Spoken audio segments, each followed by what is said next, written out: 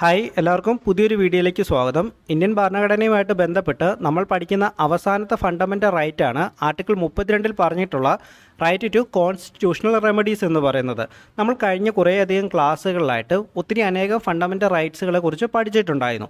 ഈ പറഞ്ഞ മൗലിക അവകാശങ്ങളെല്ലാം തന്നെ പ്രോപ്പറായിട്ട് ഇവിടെ എൻഫോഴ്സ് ചെയ്യുവാൻ വേണ്ടി എഫക്റ്റീവായിട്ടുള്ളൊരു മെഷീനറി നമുക്കിവിടെ ഇല്ല എങ്കിൽ, അല്ലെങ്കിൽ അത് വയലേറ്റ് ചെയ്ത് കഴിഞ്ഞാൽ ആ റൈറ്റുകൾ സിറ്റിസൺസിന് ലഭിക്കുവാൻ വേണ്ടിയുള്ള ഒരു മെഷീനറി നമുക്ക് ഇല്ല എങ്കിൽ ഈ പറയുന്ന ഫണ്ടമെൻ്റൽ റൈറ്റ്സുകളെല്ലാം തന്നെ യാതൊരു തരത്തിലും ഉപയോഗം ഇല്ലാത്ത അവസ്ഥയിലേക്ക് മാറിപ്പോകും.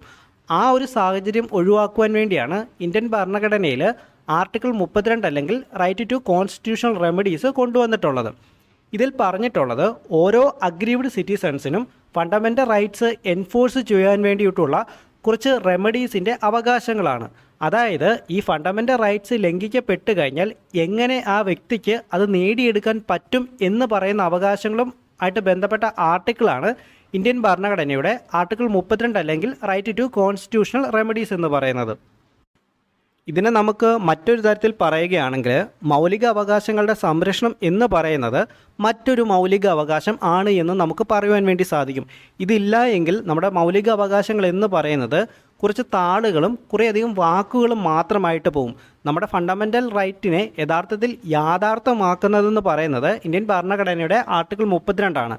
അതുകൊണ്ട് തന്നെയാണ് ഡോക്ടർ അംബേദ്കർ ആർട്ടിക്കിൾ 32 കുറിച്ച് ഇങ്ങനെ പറയുന്നത്, an article without which the constitution would be a nullify it is the very soul of the constitution and the very head of it എന്ന് പറയുന്നത്. അതായത് ഈ ആർട്ടിക്കിൾ ഇല്ല എങ്കിൽ ഇന്ത്യൻ ഭരണഘടന എന്ന് പറയുന്നത് ശൂന്യമാണ്, ഒന്നുമില്ല, നള്ളിഫൈ ആണെന്നാണ് അംബേദ്കർ പറയുന്നത്. അതുകൊണ്ട് തന്നെ ഈ ഒരു ആർട്ടിക്കിൾ കോൺസ്റ്റിറ്റ്യൂഷൻ്റെ ആത്മാവും അതിൻ്റെ ഹൃദയവുമാകുന്നു എന്നാണ് നമ്മുടെ അംബേദ്കർ ഇതിനെക്കുറിച്ച് പറഞ്ഞു വെക്കുന്നത്.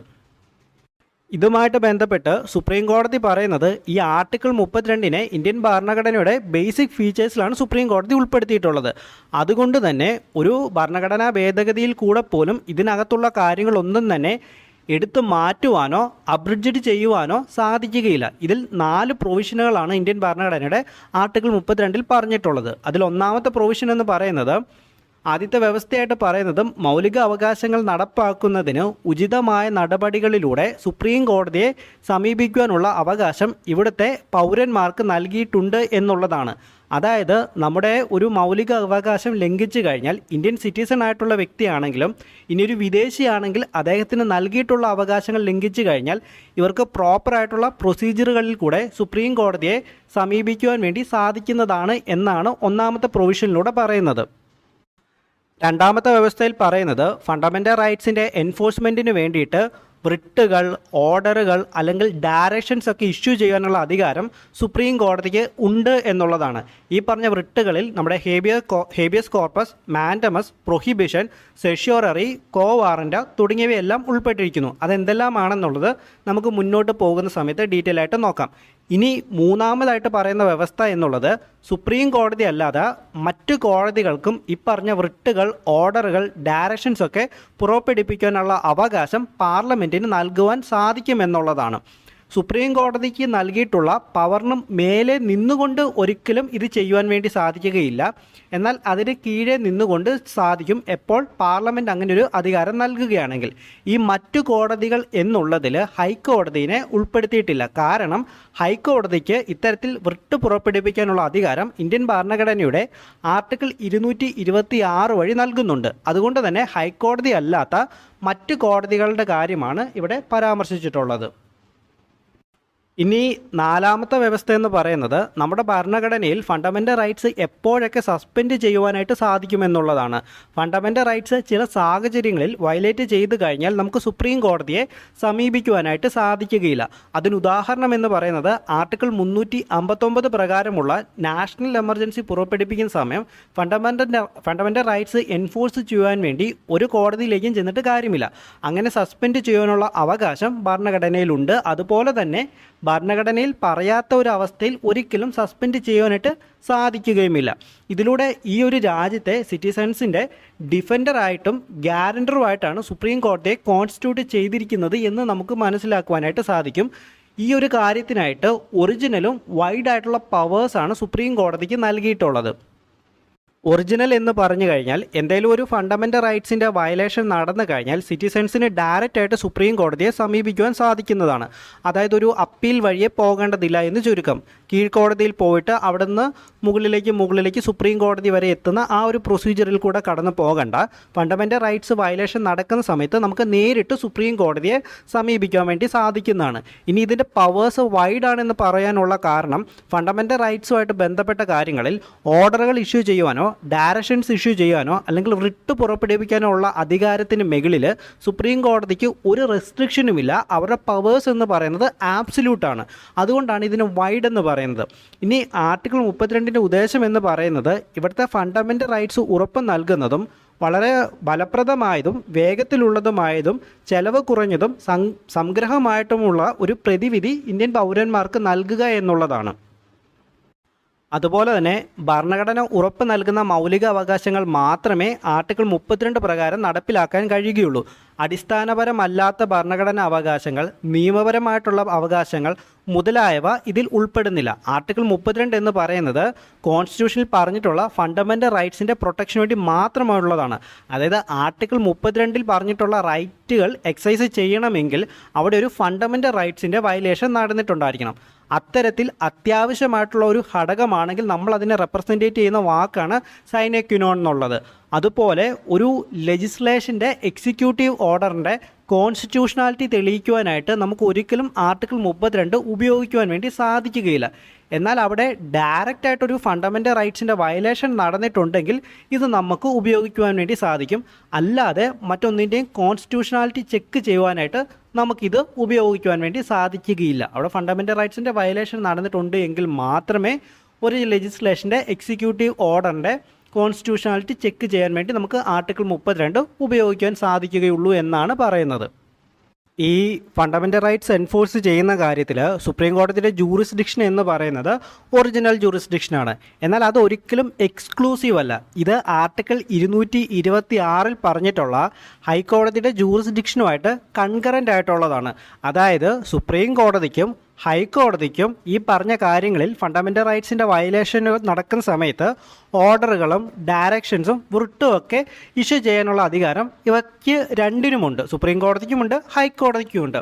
ഈ ഒറിജിനൽ എന്ന് പറയുന്നത് എന്തുകൊണ്ടെന്ന് നമ്മൾ നേരത്തെ പറഞ്ഞായിരുന്നു. ഡയറക്റ്റ് ആയിട്ട് പോകാൻ പറ്റുമെന്നുള്ളത് കൊണ്ടാണ്. അത് ഹൈക്കോടതിയിലേക്കും പോകാം, സുപ്രീം കോടതിയിലേക്കും പോകാം. എക്സ്ക്ലൂസീവ് അല്ല എന്ന് പറയുന്നത് സുപ്രീം കോടതിക്ക് മാത്രമല്ല അധികാരം, ഹൈക്കോടതിക്കും ആർട്ടിക്കിൾ 226 പ്രകാരം ഈ അവകാശങ്ങൾ നൽകുന്നുള്ളത് കൊണ്ടാണ് എക്സ്ക്ലൂസീവ് അല്ല എന്നുള്ളത് പറയുന്നത്. ഇനി ഈ അവകാശങ്ങൾ എപ്പോഴും അപ്ലൈ ചെയ്യുന്ന ഫോം എന്ന് പറയുന്നത് വൃട്ടുകളുടെ രൂപത്തിലാണ്. ഈ വൃട്ടുകളുടെ ടൈപ്പ് എന്തൊക്കെയാണെന്നും സ്കോപ്പ് എന്തൊക്കെയാണെന്നുമാണ് നമ്മൾ അടുത്തതായിട്ട് പഠിക്കാൻ പോകുന്നത്.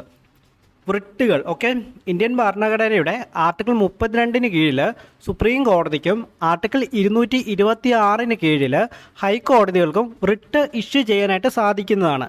അത്തരത്തിൽ 5 റിട്ടുകളാണുള്ളത്. Habeas corpus, mandamus, prohibition, certiorari, quo warranto. ഇതെന്തൊക്കെയാണെന്നാണ് നമ്മൾ ഇനി നോക്കാൻ വേണ്ടി പോകുന്നത്. നമ്മൾ നേരത്തെ പറഞ്ഞിരുന്നു പാർലമെൻറ്റ് ആർട്ടിക്കിൾ 32 കീഴിൽ മറ്റ് കോടതികൾക്കും റിട്ട് ഇഷ്യൂ ചെയ്യാനുള്ള അവകാശം കൊടുക്കാമെന്നുള്ളത്. എന്നാൽ ഇതുവരെ അങ്ങനെ മറ്റ് കോടതികൾക്കൊന്നും റിട്ട് ഇഷ്യൂ ചെയ്യാനുള്ള അധികാരം പാർലമെൻറ്റ് കൊടുത്തിട്ടില്ല. റിട്ടിൻ്റെ കാര്യം എടുക്കുന്ന സമയത്ത് ഹൈക്കോടതികളും സുപ്രീം കോടതികളും മാത്രമേ ഇത് ഇഷ്യൂ ചെയ്യാറുള്ളൂ. മുൻപായിരുന്നുവെങ്കിൽ 1950കളുടെ സമയത്ത് കൽക്കട്ട, ബോംബെ, മദ്രാസ് ഹൈക്കോടതി, ഈ 3 ഹൈക്കോടതികൾക്ക് മാത്രമായിരുന്നു റിട്ട് ഇഷ്യൂ ചെയ്യാനുള്ള അധികാരമുണ്ടായിരുന്നത്. പിന്നീട് ആർട്ടിക്കിൾ 226 പ്രകാരം ഇന്ത്യയിലുള്ള എല്ലാ ഹൈക്കോടതികൾക്കും റിട്ട് ഇഷ്യൂ ചെയ്യാനുള്ള അധികാരം ലഭിക്കുകയാണ് ചെയ്തത്. നമ്മൾ നമ്മുടെ രാജ്യത്ത് റിട്ട് എന്ന ആശയം കടമെടുത്തത് ഇംഗ്ലീഷ് ലോയിൽ നിന്നുമാണ്. അവിടെ ഇത് അറിയപ്പെടുന്നത് പ്രെറോഗേറ്റീവ് റിട്ടുകൾ എന്നാണ്. അങ്ങനെ ഇതിന് വിളിക്കുവാനുള്ള കാരണം ബ്രിട്ടൻ്റെ കാര്യം എടുത്തു കഴിഞ്ഞാൽ നമുക്കറിയാം അവിടുത്തെ ഏറ്റവും അൾട്ടിമേറ്റ് ആയിട്ടുള്ള ജസ്റ്റിസിൻ്റെ ഫൗണ്ടേഷൻ എന്ന് പറയുന്നത് അവിടുത്തെ രാജാവിനെയാണ്. അത് മുൻപും ആയിക്കോട്ടെ ഇപ്പോഴും ആയിക്കോട്ടെ. അപ്പോൾ അത്തരത്തിലുള്ള രാജാവിൻ്റെ പ്രെറോഗേറ്റീവ് ആയിട്ടുള്ള പവർ എക്സസൈസ് ചെയ്യാനായിരുന്നു റിട്ടുകൾ ഇഷ്യൂ ചെയ്തിരുന്നത്.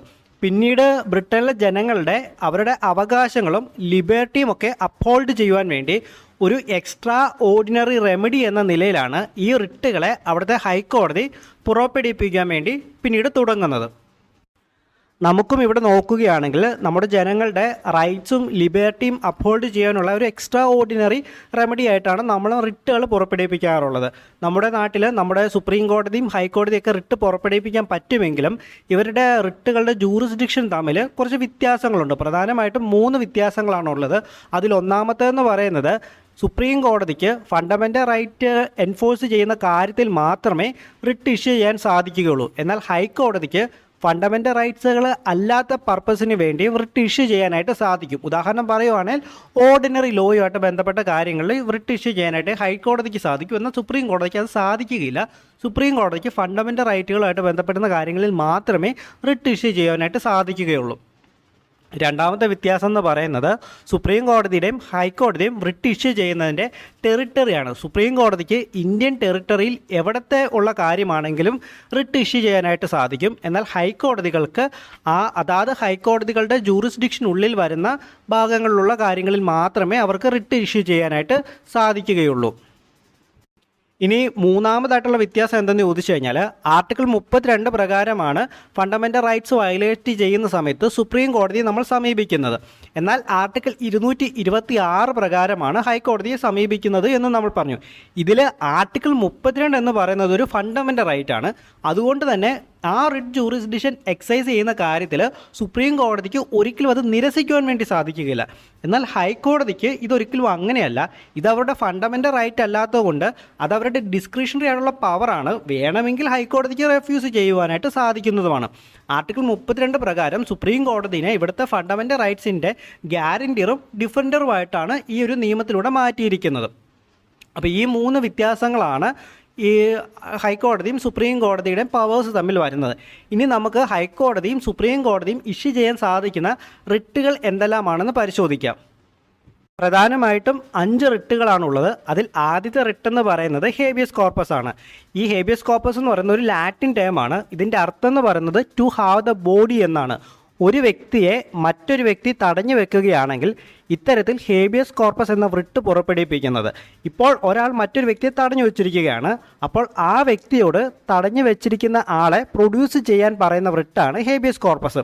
ഇദ്ദേഹം തടഞ്ഞു വെക്കുന്നതിൻ്റെ കാരണവും ലീഗാലിറ്റിയുമൊക്കെ കോടതി പരിശോധിക്കും. അങ്ങനെ പരിശോധനകൾ നടത്തുന്ന സമയത്ത് ഇല്ലീഗലാണെങ്കിൽ ആ തടഞ്ഞു വെക്കുന്ന വ്യക്തിയെ ഫ്രീ ആയിട്ട് വിടാൻ കോടതി തീരുമാനിക്കും. അതുകൊണ്ട് തന്നെ നമുക്ക് പറയുവാൻ വേണ്ടി സാധിക്കും ഹേബിയസ് കോർപ്പസ് എന്ന് പറയുന്നത് ആർബിട്രറി ആയിട്ടുള്ള ഡിറ്റൻഷനെതിരെ ഒരു വ്യക്തിക്ക് ലഭിക്കുന്ന ഇൻഡിവിജ്വൽ ലിബർട്ടി കിട്ടുന്ന അവസരമാണ് ഹേബിയസ് കോർപ്പസ് എന്നുള്ളത്. ഈ ഹേബിയസ് കോർപ്പസ് എന്ന് പറയുന്ന റിട്ട് പബ്ലിക് അതോറിറ്റിക്കെതിരെയും പ്രൈവറ്റ് ഇൻഡിവിജ്വൽസിനെതിരെയും ഉപയോഗിക്കുവാനായിട്ട് സാധിക്കുന്ന ഒന്നാണ്. ഇനി ഏതൊക്കെ സാഹചര്യങ്ങളിലാണ് ഈ റിട്ട് ഇഷ്യൂ ചെയ്യാൻ സാധിക്കാത്തത് എന്നും നമുക്ക് നോക്കേണ്ടതായിട്ടുണ്ട്. ഒന്നാമതായിട്ട് ഈ ഡിറ്റൻഷൻ എന്ന് പറയുന്നത് ലോഫുൾ ആണെങ്കിൽ അത് ഇഷ്യൂ ചെയ്യാനായിട്ട് സാധിക്കുകയില്ല. രണ്ടാമത് ഒരു കോടതിയോ ലെജിസ്ലേച്ചറിനെയൊക്കെ അപമാനിക്കുന്ന തരത്തിലുള്ള റിട്ട് പുറപ്പെടുവിപ്പിക്കാനായിട്ട് സാധിക്കില്ല എന്നുള്ളതാണ്. മൂന്നാമതായിട്ട് ഇപ്പോൾ ഒരു കോടതിയാണ് ഒരു വ്യക്തിയെ ഡിറ്റൻറ്റ് ചെയ്യാൻ പറഞ്ഞിരിക്കുന്നത് എന്ന് വിചാരിക്കാം. അവിടെ അങ്ങനെയുള്ള സാഹചര്യങ്ങളിൽ റിട്ട് ഇഷ്യൂ ചെയ്യാൻ സാധിക്കില്ല എന്നാണ് മൂന്നാമതായിട്ട് പറയുന്നത്. നാലാമതായിട്ട് പറയുന്നത് ഒരു കോടതിയുടെ ജൂറിസ്ഡിക്ഷന് പുറത്താണ് ഈ ഒരു സംഭവം നടക്കുന്നതെങ്കിൽ അങ്ങനെയുള്ള കാര്യങ്ങളിലും റിട്ട് ഇഷ്യൂ ചെയ്യാൻ വേണ്ടി സാധിക്കില്ല എന്നുള്ളതാണ്.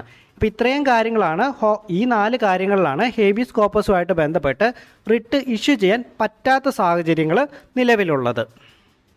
അടുത്തതായിട്ട് നമ്മൾ പഠിക്കുന്ന റിട്ടാണ് മാൻഡമസ്. ഈ മാൻഡമസിനെ നമ്മളൊരു മാഷിനോട് ഉപമിച്ചാൽ മതി. നമ്മുടെ മാഷന്മാരെങ്ങനെയാണ് നമ്മൾ ചെയ്യുന്ന ജോലികൾ ചെയ്തില്ലേ നമ്മുടെ അടുത്ത് ആജ്ഞാപിക്കും, നിങ്ങൾ ഈ വർക്ക് നാളെ ചെയ്തിട്ട് വന്നോ, ഹോം വർക്ക് ആയിക്കോട്ടെ, ഇതൊക്കെ നിങ്ങൾ ചെയ്യണമെന്ന് പറയത്തില്ലേ. അപ്പോൾ ആ ഒരു ലോജിക്കിൽ മാൻഡമസ് ഓർത്തേച്ചാൽ മതി. അപ്പോൾ നമ്മൾ അടുത്തായിട്ട് പഠിക്കുന്ന റിട്ടാണ് മാൻഡമസ് എന്ന് പറയുന്നത്. ഇതിൻ്റെ ലിറ്ററൽ മീനിങ് എന്ന് പറയുന്നത് വീക്ക് കമാൻഡ് എന്നാണ്. ഇതൊരു ആജ്ഞയാണ്. ഓക്കെ, ഒരു കോടതി ഒരു പബ്ലിക് ഒഫീഷ്യലിനെതിരെ പുറപ്പെടുവിപ്പിക്കുന്ന റിട്ടാണ് മാൻഡമസ് എന്ന് പറയുന്നത്. ഇപ്പോൾ ഏതെങ്കിലും ഒരു പബ്ലിക് ഒഫീഷ്യൽ ജോലി ചെയ്യാതിരിക്കുകയോ അല്ലെങ്കിൽ ചെയ്യാൻ വിസമ്മതിക്കുകയോ ഒക്കെ ചെയ്തു കഴിഞ്ഞാൽ കോടതിക്ക് മാൻഡമസ് ഇഷ്യൂ ചെയ്യാനായിട്ട് സാധിക്കുന്നതാണ്. നിങ്ങൾ നിങ്ങളുടെ ജോലി ചെയ്യണമെന്ന് ആജ്ഞാപിക്കുന്ന റിട്ടാണ് മാൻഡമസ് എന്ന് പറയുന്നത്. ഒരു പബ്ലിക് ബോഡിക്കെതിരെ, കോർപ്പറേഷനെതിരെ, ഒരു ഇൻഫീരിയർ കോർട്ടിനെതിരെ, ഒരു ട്രിബ്യൂണലിനെതിരെ അല്ലെങ്കിൽ ഒരു ഗവൺമെൻറ്റിനെതിരെയൊക്കെ ഇഷ്യൂ ചെയ്യാനായിട്ട് ഇത് സാധിക്കുന്നതാണ്. അവരോട് അവരുടെ ജോലി ചെയ്യാൻ ആജ്ഞാപിക്കുന്ന റിട്ടാണ് നമ്മൾ പറയുന്ന മാൻഡമസ് എന്ന് പറയുന്നത്. ഇനി ഏതൊക്കെ സാഹചര്യങ്ങളിലാണ് മാൻഡമസ് ഇഷ്യൂ ചെയ്യാൻ സാധിക്കാത്തതെന്ന് നമുക്ക് പരിശോധിക്കാം. ഒന്നാമതായിട്ട് ഒരു പ്രൈവറ്റ് ഇൻഡിവിജ്വലിനെതിരെ അല്ലെങ്കിൽ ഒരു വ്യക്തിക്കെതിരായിട്ട് ഇത് ഇഷ്യൂ ചെയ്യാനായിട്ട് സാധിക്കുകയില്ല. രണ്ടാമതായിട്ട് ഒരു സ്റ്റാറ്റ്യൂട്ടറി ഫോഴ്സ് ഒന്നുമില്ലാത്ത ഒരു ഡിപ്പാർട്ട്മെൻറ്റൽ ഇൻസ്ട്രക്ഷൻസ് എൻഫോഴ്സ് ചെയ്യാനായിട്ട് ഒരിക്കലും മാൻഡമസ് ഇഷ്യൂ ചെയ്യാനായിട്ട് സാധിക്കുകയില്ല. മൂന്നാമതായിട്ട് ഒരു പബ്ലിക് ഓഫീസറുടെ ഡ്യൂട്ടി ഡിസ്ക്രിഷണറി ആണെങ്കിൽ അതിന് മേലെ മാൻഡമസ് ഇഷ്യൂ ചെയ്യാനായിട്ട് സാധിക്കുകയില്ല. അദ്ദേഹത്തിൻ്റെ പവർ എന്ന് പറയുന്നത് ഡിസ്ക്രിഷണറി പവറാണ്. ഓക്കെ, അതിന് മേലെ മാൻഡമസ് ഇഷ്യൂ ചെയ്യാനായിട്ട് സാധിക്കുകയില്ല എന്നാണ് മൂന്നാമതായിട്ട് പറയുന്നത്. നാലാമതായിട്ട് പറയുന്നത് ഒരു കോൺട്രാക്ച്വൽ ഒബ്ലിഗേഷൻ എൻഫോഴ്സ് ചെയ്യുവാനായിട്ട് മാൻഡമസ് ഇഷ്യൂ ചെയ്യാൻ വേണ്ടി സാധിക്കില്ല എന്നാണ്. കോൺട്രാക്ച്വൽ ഒബ്ലിഗേഷൻ എന്ന് പറഞ്ഞാൽ കരാർ ബാധ്യത നടപ്പിലാക്കുക, അതിൻ്റെ മേലെ മാൻഡമസ് ഇഷ്യൂ ചെയ്യാനായിട്ട് സാധിക്കില്ല എന്നാണ് നാലാമതായിട്ട് പറയുന്നത്. അഞ്ചാമത്തെ കാര്യം എന്ന് പറയുന്നത് ഇന്ത്യൻ പ്രസിഡന്റ് സ്റ്റേറ്റ് ഗവർണേഴ്സിനെതിരെയും റിട്ട് ഇഷ്യൂ ചെയ്യാനായിട്ട് സാധിക്കുകയില്ല എന്നാണ് അഞ്ചാമതായിട്ട് പറയുന്നത്. ആറാമതായിട്ട് പറയുന്നത് ഒരു ജുഡീഷ്യൽ കപ്പാസിറ്റിയിലിരിക്കുന്ന ഹൈക്കോടതി ചീഫ് ജസ്റ്റിസിന് മേലെ മാൻഡമസ് ഇഷ്യൂ ചെയ്യാൻ വേണ്ടി സാധിക്കില്ല എന്നാണ്. ഓർക്കണം, ഹൈക്കോടതി ജഡ്ജികളുടെ മേലെ മാൻഡമസ് ഇഷ്യൂ ചെയ്യാൻ വേണ്ടി സാധിക്കും, പക്ഷേ ഹൈക്കോടതി ചീഫ് ജസ്റ്റിസിന് മേലെ മാൻഡമസ് ഇഷ്യൂ ചെയ്യാനായിട്ട് സാധിക്കുകയില്ല. അടുത്തതായിട്ട് നമ്മൾ പഠിക്കുന്ന റിട്ടാണ് പ്രൊഹിബിഷൻ. പ്രൊഹിബിഷൻ എന്നാൽ ഇതിൻ്റെ ലിറ്ററൽ മീനിങ് എന്ന് പറയുന്നത് ടു ഫോർബിഡ് എന്നാണ്, അതായത് വിലക്കുക. ഇത് ഉയർന്ന കോടതികൾ ലോവർ കോടതികളെ അല്ലെങ്കിൽ ട്രൈബ്യൂണലിന് എതിരായിട്ട് ഇഷ്യൂ ചെയ്യുന്ന റിട്ടാണ് പ്രൊഹിബിഷൻ എന്ന് പറയുന്നത്. അവർ അവരുടെ ജൂറിസ്ഡിക്ഷൻ എക്സീഡ് ചെയ്തുകൊണ്ട് എന്തെങ്കിലും ചെയ്തു കഴിഞ്ഞാൽ അവർക്ക് ഇല്ലാത്ത അധികാരം ഉപയോഗിക്കുവാണെങ്കിൽ ഇത്തരത്തിലുള്ള കാര്യങ്ങളിൽ വരുന്ന സമയത്താണ് പ്രൊഹിബിഷൻ ഇഷ്യൂ ചെയ്യുന്നത്. മുൻപ് പറഞ്ഞ മാൻഡമസ് എന്തായിരുന്നു? നിങ്ങൾ ഇത് ചെയ്യണമെന്ന് പറയുന്നതാണ് മാൻഡമസ് എന്ന് പറയുന്നത്. എന്നാൽ പ്രൊഹിബിഷൻ എന്ന് പറയുന്നത് നിങ്ങൾ ഇത് ചെയ്യാൻ പാടില്ല എന്ന് പറയുന്നതാണ്. ഇതെപ്പോഴും ഒരു ജുഡീഷ്യൽ അല്ലെങ്കിൽ ക്വാസി ജുഡീഷ്യൽ ആയിട്ടുള്ള ബോഡിക്കെതിരെ മാത്രമേ ഇഷ്യൂ ചെയ്യാനായിട്ട് സാധിക്കുകയുള്ളൂ. ഒരിക്കലും ഒരു അഡ്മിനിസ്ട്രേറ്റീവ് അതോറിറ്റി അല്ലെങ്കിൽ ഒരു ലെജിസ്ലേറ്റീവ് ബോഡിക്കെതിരെ അല്ലെങ്കിൽ ഒരു പ്രൈവറ്റ് ഇൻഡിവിജ്വലിനെതിരെ ഒരിക്കലും നമ്മുടെ പ്രൊഹിബിഷൻ ഇഷ്യൂ ചെയ്യാനായിട്ട് സാധിക്കുകയില്ല. ഇനി അടുത്തതായിട്ട് നമ്മൾ പഠിക്കുന്ന റിട്ടാണ് സെഷ്യോററി. ഇതിൻ്റെ ലിറ്ററൽ മീനിങ് എന്ന് പറയുന്നത് to be certified or to be informed എന്നാണ്. ഈ സെഷ്യോററി എപ്പോഴും ഒരു ഹൈക്കോടതി കീഴ്ക്കോടതികളെ അല്ലെങ്കിൽ ഒരു ട്രിബ്യൂണലിനെതിരെ പുറപ്പെടുവിക്കുന്ന റിട്ടാണ്. ഒന്നല്ലെങ്കിൽ കീഴ്ക്കോടതികളിൽ ഇരിക്കുന്ന ഒരു കേസ് ഹൈക്കോടതികളിലേക്ക് ട്രാൻസ്ഫർ ചെയ്യാനോ അല്ലെങ്കിൽ ലോവർ കോർട്ട് ഇട്ട ഒരു ഉത്തരവ് ഇല്ലാണ്ടാക്കുന്നതിനോ ആണ് ഈ ഒരു റിട്ട് കൊണ്ടുവന്നിട്ടുള്ളത്. ഒന്നല്ലെങ്കിൽ ഒരു ലോയുടെ എറർ അല്ലെങ്കിൽ ലാക്ക് ഓഫ് ജൂറിസ്ഡിക്ഷൻ, അതുമല്ലെങ്കിൽ ജൂറിസ്ഡിക്ഷൻ കഴിഞ്ഞ എന്തെങ്കിലും ഒരു കാര്യമൊക്കെ ചെയ്യുക. ഇത്തരത്തിലുള്ള ഗ്രൗണ്ട്സിലാണ് ഈ ഒരു റിട്ട് സാധാരണയായിട്ട് ഇഷ്യൂ ചെയ്യാറുള്ളത്. നമ്മൾ മുൻപ് പറഞ്ഞിട്ടുള്ള പ്രൊഹിബിഷൻ എന്ന് പറയുന്നത് ഒരു പ്രിവെൻറ്റീവ് ആയിട്ടുള്ള റിട്ടായിരുന്നു. എന്നാൽ സെഷ്യോററി എന്ന് പറയുന്നത് പ്രിവെൻറ്റീവും ആണ്, ആ സമയത്ത് തന്നെ ക്യൂറേറ്റീവും ആണ്. പ്രതിരോധിക്കുകയും ചെയ്യും, ആ കൂടെ തന്നെ ഹൈക്കോടതികളിലേക്ക് ഹൈക്കോടതി എന്നുള്ളതല്ല ഞാൻ പറഞ്ഞത്, ഹയർ കോർട്ട് എന്ന് കേട്ടോ, ഹയർ കോർട്ടുകളിലേക്ക് പോയിട്ട് തീർപ്പ് കൽപ്പിക്കുകയും ചെയ്യും. അതുകൊണ്ടാണ് ഇതിനെ പ്രിവെൻറ്റീവും ക്യൂറേറ്റീവും എന്ന് പറയുന്നത്. നമ്മൾ മുൻപ് പറഞ്ഞ പ്രൊഹിബിഷൻ പോലെ തന്നെ സെർഷ്യോററി ഒരു ജുഡീഷ്യൽ അല്ലെങ്കിൽ ക്വാസി ജുഡീഷ്യൽ അതോറിറ്റിക്കെതിരെ മാത്രമായിരുന്നു ഉപയോഗിക്കുവാൻ വേണ്ടി സാധിച്ചിരുന്നത്. ഒരിക്കലും ഒരു അഡ്മിനിസ്ട്രേറ്റീവ് അതോറിറ്റിക്കെതിരെ ഉപയോഗിക്കാൻ വേണ്ടി സാധിച്ചിരുന്നില്ല. എന്നാൽ 1991 സുപ്രീം കോടതിയുടെ റൂളിംഗ് വന്നു, സെഷ്യോററി എന്ന റിട്ട് അഡ്മിനിസ്ട്രേറ്റീവ് അതോറിറ്റിക്ക് എതിരെയും കൊണ്ടുവരാൻ വേണ്ടി സാധിക്കും. അതെപ്പോഴാണ്? ഒരു ഇൻഡിവിജ്വലിൻ്റെ റൈറ്റിനെ അഫക്റ്റ് ചെയ്യുന്ന കേസുകളിലാണ് അഡ്മിനിസ്ട്രേറ്റീവ് അതോറിറ്റിക്ക് എതിരെ സെഷ്യോററി ഉപയോഗിക്കാൻ വേണ്ടി സാധിക്കുന്നത്. പിന്നീട് നമ്മൾ നേരത്തെ പഠിച്ച പ്രൊഹിബിഷനകത്ത് ഉള്ളതുപോലെ തന്നെ സെഷ്യോററിയിൽ ഒരു ലെജിസ്ലേറ്റീവ് ബോഡിക്കെതിരെ അല്ലെങ്കിൽ ഒരു പ്രൈവറ്റ് ഇൻഡിവിജ്വലിനെതിരെ അല്ലെങ്കിൽ അങ്ങനെ ഒരു ബോഡിക്കെതിരെ ഉപയോഗിക്കുവാനായിട്ട് സാധിക്കുകയില്ല എന്നുള്ള കാര്യം കൂടെ നിങ്ങളത് ഓർത്ത് വെക്കണം. ഇനി നമ്മൾ അവസാനമായിട്ട് നോക്കുന്ന റിട്ട് എന്ന് പറയുന്നതാണ് കോ വാറൻറ്റോ. അപ്പോൾ വാറൻറ്റോ എന്ന് പറഞ്ഞാൽ അർത്ഥമാക്കുന്നത് by what authority or warrant എന്നുള്ളതാണ്. അതായത് എന്ത് വാറൻ്റാണ് നിങ്ങൾക്ക് ഈ പ്രവൃത്തി ചെയ്യുന്ന അല്ലെങ്കിൽ അങ്ങനെ ഒരു തരത്തിലുള്ള പ്രവൃത്തി ചെയ്യാൻ നിങ്ങൾക്കുള്ള അധികാരം എന്ന തരത്തിലുള്ള ഒരു ക്വസ്റ്റ്യനാണ് ഇതൊക്കെ. ഇപ്പോൾ ഒരു പേഴ്സൺ ഇപ്പോൾ ഒരു വ്യക്തി ഒരു പബ്ലിക് ഓഫീസ് ക്ലെയിം ചെയ്യുകയാണ്. അങ്ങനെയാണെങ്കിൽ അതിൻ്റെ ലീഗാലിറ്റി എൻക്വയറി ചെയ്യാനായിട്ട് കോടതി കോ വാറൻറ്റ് എന്ന റിട്ട് ഇഷ്യൂ ചെയ്യുന്നു. അതുകൊണ്ട് തന്നെ ഒരു പ്രൈവറ്റ് ആയിട്ടുള്ള വ്യക്തികൾക്ക് ഒരു പബ്ലിക് ഓഫീസ് കയ്യേറുന്നത് പ്രിവെൻറ്റ് ചെയ്യുന്നതിനുള്ള റിട്ടാണ് കോ വാറൻറ്റോ എന്ന് നമുക്ക് പറയുവാനായിട്ട് സാധിക്കും. ഈ ഒരു റിട്ട് എപ്പോഴും കോൺസ്റ്റിറ്റ്യൂഷണൽ അധികാരത്തിലൂടെ ക്രിയേറ്റ് ചെയ്ത ഓഫീസുകളുടെ കാര്യത്തിൽ മാത്രമേ അയക്കുവാൻ വേണ്ടി സാധിക്കുകയുള്ളൂ. അല്ലെങ്കിൽ ഒരു പ്രൈവറ്റ് ഓഫീസ്, ഇനി അതോ അല്ലെങ്കിൽ ഒരു മിനിസ്റ്റീരിയൽ ഓഫീസിൻ്റെ കാര്യത്തിലൊന്നും ഈ റിട്ട് നമുക്ക് ഉപയോഗിക്കുവാനായിട്ട് സാധിക്കുകയില്ല. നമ്മൾ മുൻപ് പറഞ്ഞ 4 റിട്ടുകൾ എടുക്കുകയാണെങ്കിൽ അത് എപ്പോഴും വയലേഷൻ നടക്കുന്ന സമയത്ത് പ്രശ്നം നേരിടുന്ന വ്യക്തിയാണ് ഇത് ആവശ്യപ്പെടുന്നത്. എന്നാൽ 5ാമത്തെ റിട്ടായിട്ടുള്ള കോ വറണ്ടോ എന്ന് പറയുന്നത് ഏതൊരു വ്യക്തിയുടെ ഇൻട്രസ്റ്റ് അനുസരിച്ച് ഇത് സമർപ്പിക്കാവുന്നതാണ്. അതായത് ഒരു പബ്ലിക് ഓഫീസുണ്ട്, അവിടെ ഏതെങ്കിലും തോന്നിയ പോലെ ഒരു വ്യക്തി കയറിയിരിക്കുകയാണ്, അയാൾ അതിന് ആപ്റ്റായിട്ടുള്ളൊരു വ്യക്തി അല്ലെങ്കിൽ നിങ്ങൾക്ക് കോടതിയെ സമീപിച്ച് കോ വാറൻറ്റോ വഴി അദ്ദേഹത്തെ പുറത്താക്കാവുന്നതാണ്, അദ്ദേഹം തെറ്റായിട്ടുള്ള രീതിയിലാണ് അവിടെ എത്തിയെങ്കിൽ. അപ്പോൾ ഇത്രയാണ് നമുക്ക് റിട്ടുകളെക്കുറിച്ച് പഠിക്കുവാൻ വേണ്ടിയുള്ളത്. ഇതോടുകൂടി നമുക്ക് ഏകദേശം നമ്മുടെ ഫണ്ടമെൻ്റൽ റൈറ്റ്സ് തീരുവാറായിട്ടുണ്ട്. ബാക്കി വരുന്ന കുറച്ച് കാര്യങ്ങളേ ഉള്ളൂ, അത് നമുക്ക് നെക്സ്റ്റ് വീഡിയോയിൽ കൂടെ നമുക്ക് കംപ്ലീറ്റ് ചെയ്ത് നോക്കാവുന്നതാണ്. അപ്പോൾ അതിന് മുമ്പായിട്ട് ആരെങ്കിലും ചാനൽ സബ്സ്ക്രൈബ് ചെയ്തിട്ടില്ലെങ്കിൽ സബ്സ്ക്രൈബ് ചെയ്ത് ഹെൽപ്പ് ചെയ്യുക. നമ്മുടെ ഒരു വളരെ കുഞ്ഞു ചാനലാണ്. അതുപോലെ തന്നെ വീഡിയോയ്ക്കകത്ത് എന്തെങ്കിലും പോരായ്മകളുണ്ടെങ്കിൽ കമൻറ്റ് ചെയ്യുക, നല്ലതുണ്ടെങ്കിൽ ഡെഫിനറ്റ്ലി അത് നിങ്ങൾ പറയുക കേട്ടോ. Okay, thank